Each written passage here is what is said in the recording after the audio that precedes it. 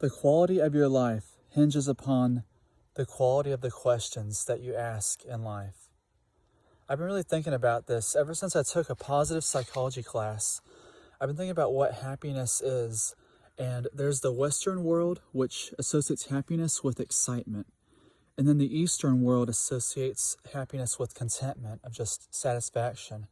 And then my whole vision of happiness, what I think is the highest happiness for me, is associated with states of awe, of wonder, of existential curiosity. Like, you can look at this feather, you can look at the trees around you, and you can go, wow, like, it's amazing. It's like that childlike wonder, that curiosity, that playfulness. I mean, if you think about a child, like a child, they're most happiest when they're in that state of curiosity, of wonder, of play.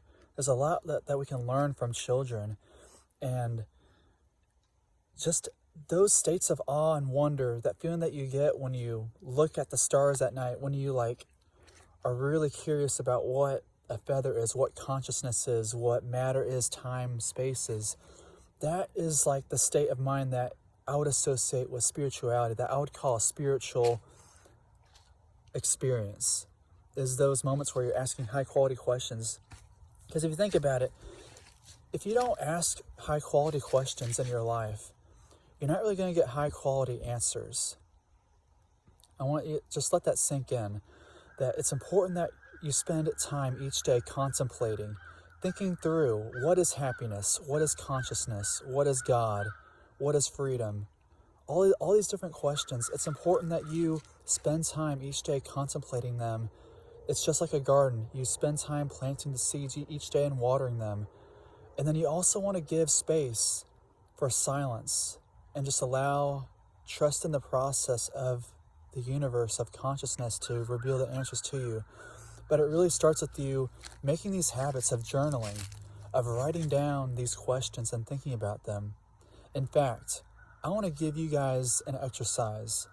I got this from this book called The 7 Principles of Leonardo da Vinci by Michael Gelb, and it's a very great book. I highly recommend it. But one of the exercises that I want to give you is the 100 question challenge. I want you, after this video, whenever you have time, I want you to write down your 100 most profound, powerful, and fascinating questions. I want you to write down your top 100 questions that you want to answer in your life, that really you're most curious about. And I want you to see what happens. I want you to write that list down. Just write down, I'll just give you like an example. What is God? What is consciousness? What is free will? What do I really want out of my life? Those are just some simple questions, but I want to make a list of 100 exactly. Not more, not less, just 100. You got to get to 100. And do it in one chunk of time. Do it in 30 minutes.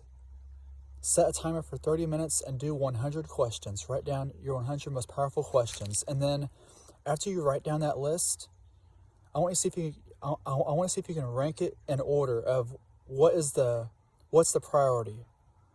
Which question is more important than the other one for you.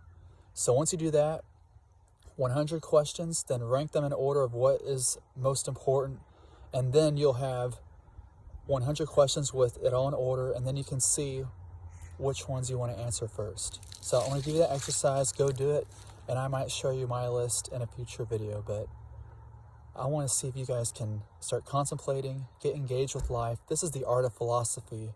This is the art of happiness, is just asking questions, being curious, being playful, and connecting to that wonder and joy of the universe.